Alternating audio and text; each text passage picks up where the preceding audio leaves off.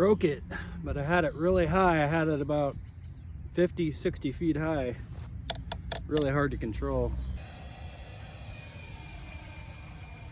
I gave myself a lot of room in this field, and I did not see the side ditch area full of water.